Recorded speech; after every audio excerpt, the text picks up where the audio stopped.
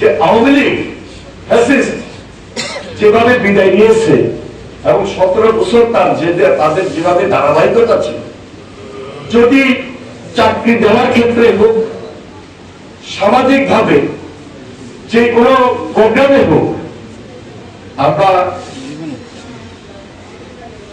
একই জিনিস যদি তাদেরকে স্মরণ করি, একই পথে হাঁটি, মানুষ কিন্তু আমাদেরকে কখনো বিশ্বাসের জায়গায় রাখবে না এবং জবাবদিহিতা করার ক্ষেত্রে আমরা সেখানে অনেক পিছপা হয়ে যাব।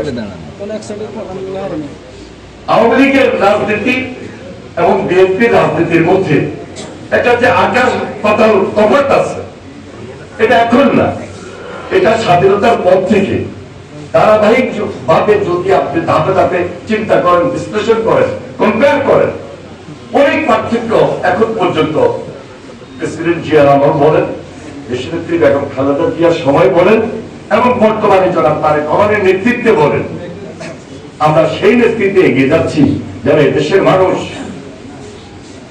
খুব স্বাভাবিক রাজনীতি, সাধারণ রাজনীতি সাধারণ মানুষের কাছে পৌঁছাতে না পারলেও আমাদের উদ্বেগ, আমাদের চেষ্টা রয়েছে। তিব্বত লাক্সারি সো বাংলাদেশের রূপ। কঠিন, অনেক কঠিন কাজ।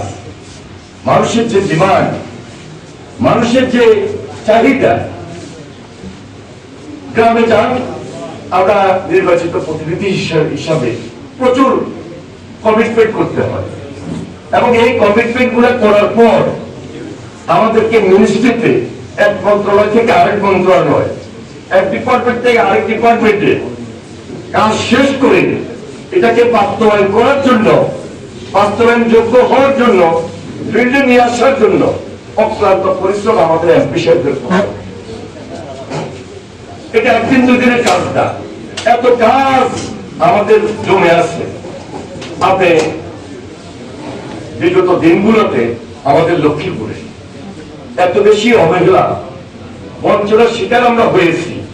ডেভেলপমেন্ট ওয়ার্ক বলতে কিছু ছিল না। লক্ষ্মীপুরের নাম শুনলেই আপনার একজন চাকরি পাবে, এই সুযোগ পর্যন্ত ছিল। তারা বাছাই করে যে সাধারণ শিক্ষার্থী বলেন এবং আমাদের বিরোধী দলীয় যারা রাজনৈতিক কর্মী ছিলেন বা সাধারণ সমর্থক ছিলেন, তাদেরকে পর্যন্ত বেছে বেছে বাদ দিয়েছে।